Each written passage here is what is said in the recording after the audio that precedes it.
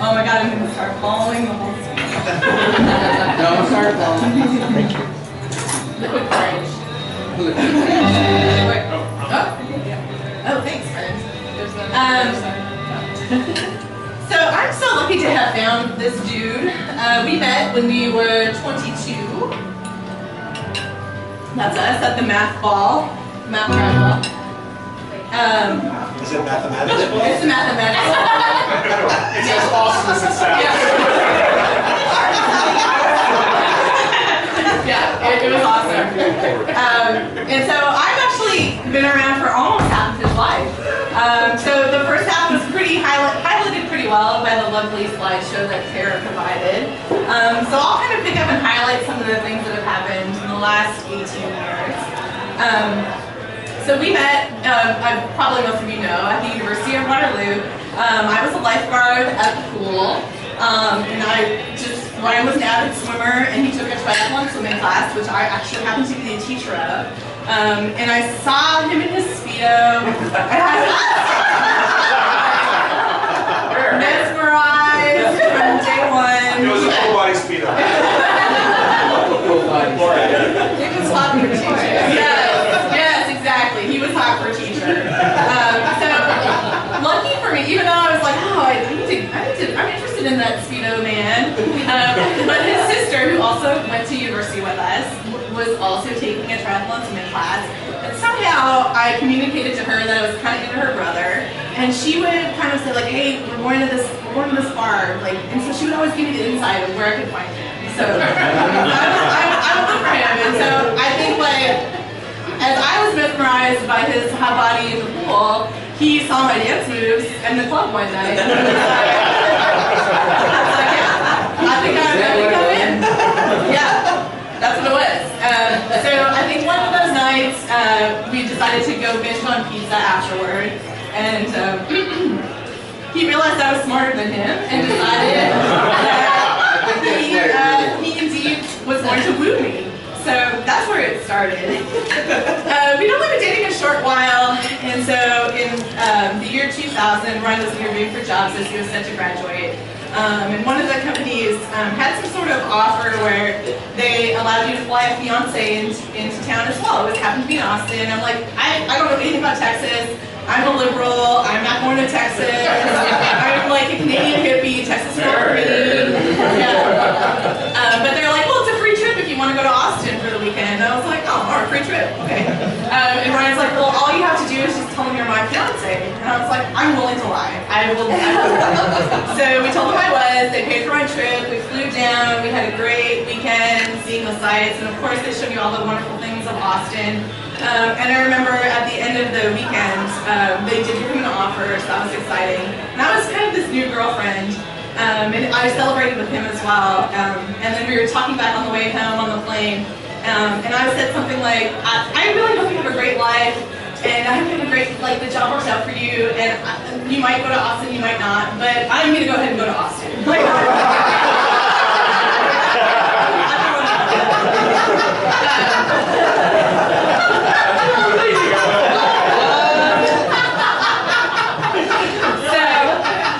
You sold me.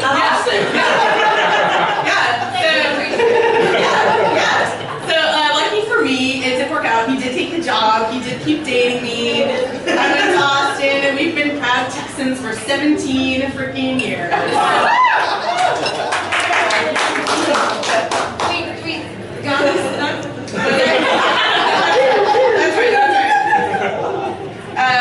So in our 20s, I'd say some of the strongest character traits that I admired in Ryan that I tried to emulate were his grit and his thrift. Ryan's never afraid of hard work, certainly in his job, as many of you know that's very true, but also at home in our private life. So when we were in our 20s, we spent all of our waking hours doing fixer-upper projects on the homes that we bought. It was a pleasure most of the time to learn how to install tiles and to learn how to do drywall and paint pictures, and I put in like floors and I did all this stuff. And actually, like, I feel like I lived in squalor for like a good 10 years of my life. But if anything, I learned some new skills and I learned an appreciation for hard work. And then I got a lot of satisfaction from like having invested in the real estate and seeing those profits come back later in life and no longer living in squalor. So it all worked out. But thank you for, making me suffer through that to build my own energy. You're welcome. Did it make you more conservative? What's that? Did it make you more conservative? Tiny bit. So Ryan's thriftiness also extended to travel. We spent our 20s outside of home improvement, backpacking through many countries. We enjoy traveling a lot. And Ryan can boast that he's been to all 7 continents. I still have to make it to Australia, you all. I've been to 6, so I'm coming for you. So Ryan has never really been swayed by any fancy extravagance. He shared with me the appreciation for a bunk bed in a hostel, in the company of travelers, and so we can just appreciate the wonders of the world without having to get, sucked into all the luxury. There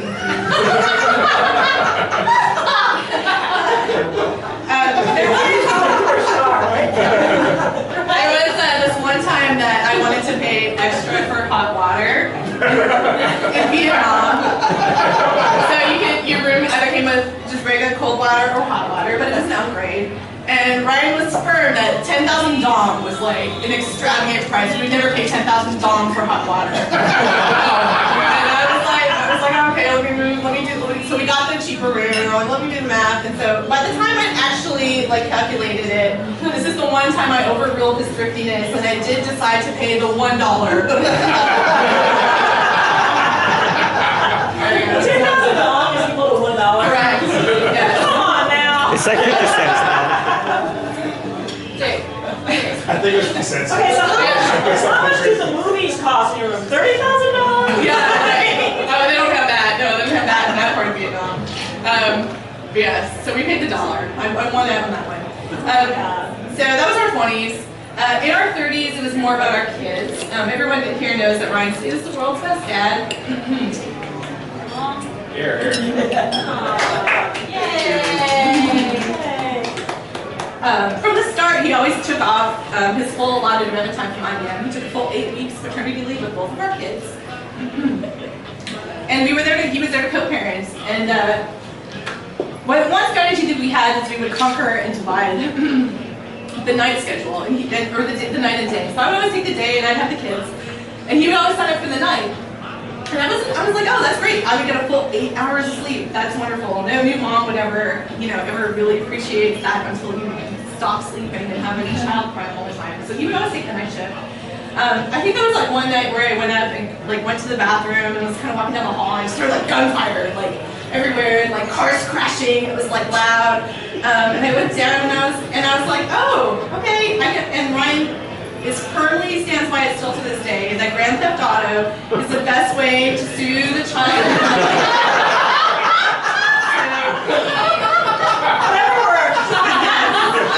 He would sit on our lazy boy with the baby in his arms in a bottle, and he could still have both hands. So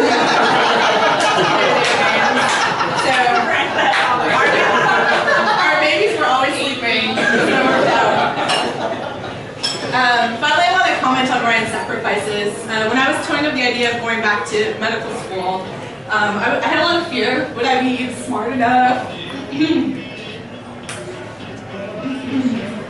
are. I made it. That's right. You already said you're smarter than him. That's true. Would I be strong enough? Would I have the endurance to undertake the challenge? Ryan from day one knew that I was capable. And he never wavered in pushing me further. He forced me to take the MCAT. He forced me to apply. When I got in, he was like, "You gotta go." He never once complained about the idea of, I brought some pieces.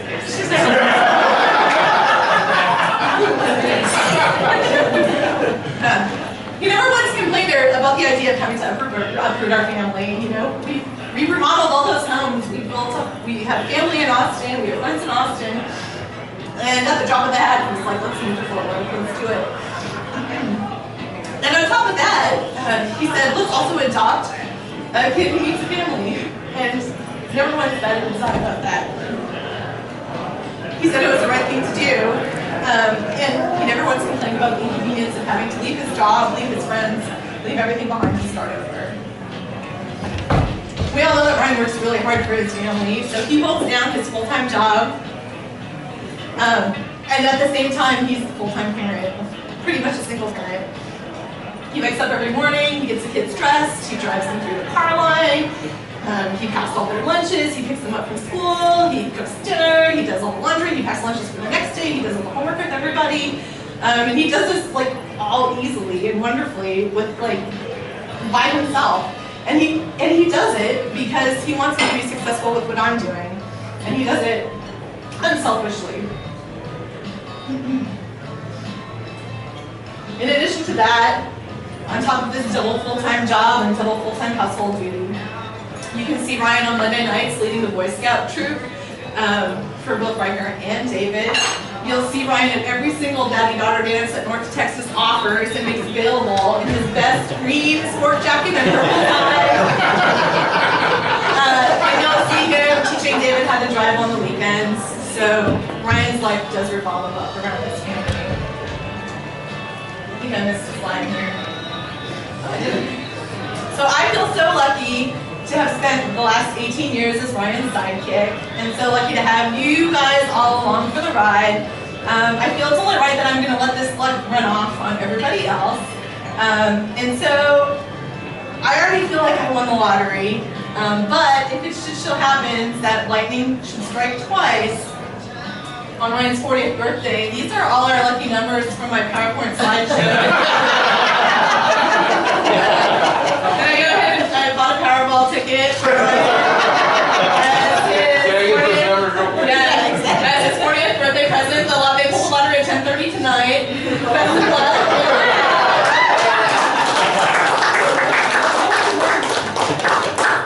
And in a very Oprah Winfrey moment, I have to say that I hope that you guys all are feeling lucky tonight too, because under your chairs there's a lottery ticket for you.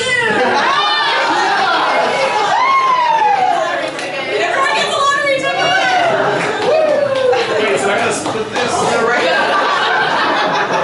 Everybody else is our scratch off, so yeah, yours is the waterfall.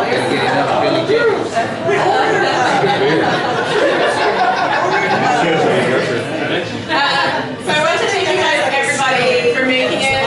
People have come from so far and near. I ordered a wedge salad. And he's so lucky to have your support in so many ways. So I'd love for you to raise a glass to this amazing God, but also to yourselves and for your contributions to make the man he is. You helped him raise him to be the man he is. You helped him study in college. You helped him commiserate and celebrate his children. You came on vacation with us. You come for drinks in our backyard. You played board games with us. So many ways that you're here for him. I really appreciate all